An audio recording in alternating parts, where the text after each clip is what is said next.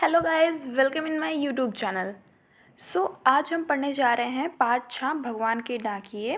ये कक्षा 8 की कविता है, हिंदी एनसीईआरटी की है। तो चलिए कविता को हम शुरू करते हैं। पक्षी और बादल ये भगवान के डाकिए हैं जो एक महादेश से दूसरे महादेश को जाते हैं। हम तो समझ नहीं पाते हैं मगर उनकी लाइन चिट्ठियाँ पेड़ पौधे पानी और पहाड़ बाँचते हैं। तो इसका क्या मतलब है गाइस? देखिए क्या है, पक्षी और बादल हैं ये भगवान के डाकिए हैं। जैसे जो हम लोग पत्र एक दूसरे को भेजते हैं उसको कौन पहुंचाता है? डाकिया पहुंचाता है। तो वैसे ही जो भगवान की जो बातें रहती हैं, भगवान की जो चिट्ठियाँ रहती हैं, जो भगवान कहना चाहते हैं, वो पक्षी और बादल के द्वारा हम लोग तक पहुंचाते हैं, चिड़ियों से। ठीक, जो एक महादेश से दूसरे महादेश को जाते हैं। अब देखो, जो चिट्ठी और बादल हैं इन पे कोई रोक टोक तो है नहीं कि इंडिया की जो मतलब भारत की जो चिड़ियाँ हैं वो पाकिस्तान नहीं जा सकती हैं, और जो भारत के बादल हैं वो अमेरिका नहीं जा सकते हैं। ये तो अपना मतलब एक महादेश से दूसरे महादेश को जाते हैं, एक देश से दूसरे देश में आते जाते हैं। हम तो समझ नहीं पाते मगर उनकी लाइन चिट्ठियाँ पेड़ पौधे पानी और पहाड़ बाँचते हैं। अब देखिए, हम समझ नहीं पाते हैं। अब पेड़ और नहीं, बादल और चिड़ियाँ जो भी चिट्ठियाँ लाती हैं उसको हम समझ नहीं पाते हैं क्या उन लोग कह रहे हैं। तो फिर जो उनकी चिट्ठियाँ होती हैं उन्हें कौन समझ पाते हैं? पेड़ पौधे पानी और पहाड़।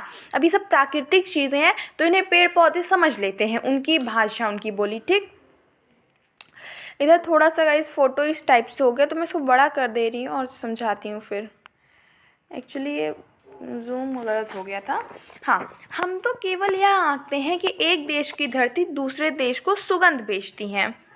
ठीक, हम तो केवल यहाँ आंकते हैं। अब आंकते का मतलब क्या होता है? यहाँ वर्ड मीनिंग भी है गाइस, आप बुक खोलेंगे तो आंकना मतलब होता है अनुमान करना, सोचना। तो हम तो यह सोचते हैं कि एक देश की धरती दूसरे देश को सुगंध भेजती है। जैसे यहाँ की जो मिट्टी है वो मतलब दूसरे देश को सुगंध भेजती है, वहाँ भी महकती है, और वह सौरभ हवा में तैरते हुए पक्षियों के पंखों पर तिरता है।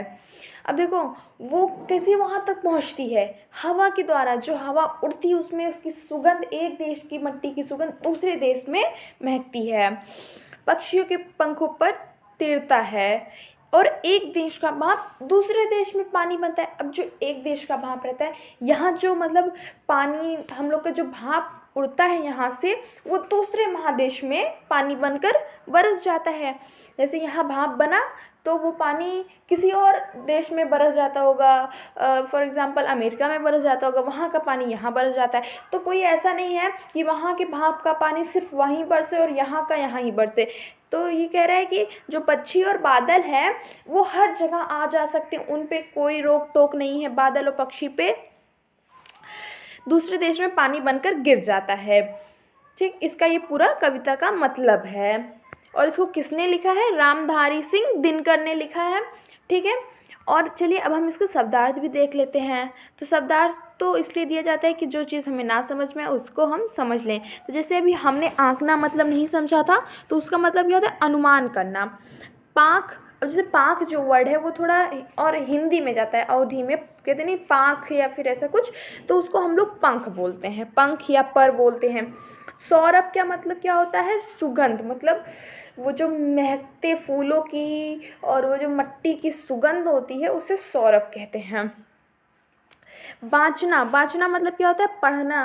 कहते नहीं देखो अपनी वाली ही बाँच रहे हैं, कहते हैं ना एक दूसरे को कि देखो अपनी वाली ही बाँच रहे हैं, ये हमारी तो सुन ही नहीं रहे। तो उसी तरीके से बाँचना मतलब होता है किसी चीज़ को पढ़ना, और आंकना मतलब किसी चीज़ का अनुमान करना, सोचना। तो हमने ये चैप्टर कर लिया है पूरा कंप्लीट, समझ गए। अब इसका जो क्वेश्चन आंसर है उसकी वीडियो मैं नेक्स्ट वीडियो में दूंगी, दूसरी वीडियो में। तो अगर आपको ये चैप्टर अच्छे से समझ में आया हो तो कमेंट में बताना, जिससे मैं इसके और सारी वीडियोज़ भी आप तक पहुँचाऊँ। ठीक, और ये मेरी फर्स्ट वीडियो थी इसलिए मैं आपसे कह रही हूँ कि अगर मैं वीडियो अच्छी बनाती हूँ, अगर आपको समझ में आता है तो आप मुझे बताओ कमेंट में, तब मैं और ऐसे ही वीडियो बनाऊँ आपके लिए, और थोड़ी इजी वे में बनाऊँगी। तो चैप्टर समझ में, इसमें कहने का मतलब है कि हमें एक दूसरे से एकता रखना चाहिए, हमें एक दूसरे से एकता होनी चाहिए, एक दूसरे को हमें समझना चाहिए, मानना चाहिए। इस पूरे वीडियो में यही दिया गया है। ठीक, तो इस वीडियो को आप लाइक कर दीजिए अगर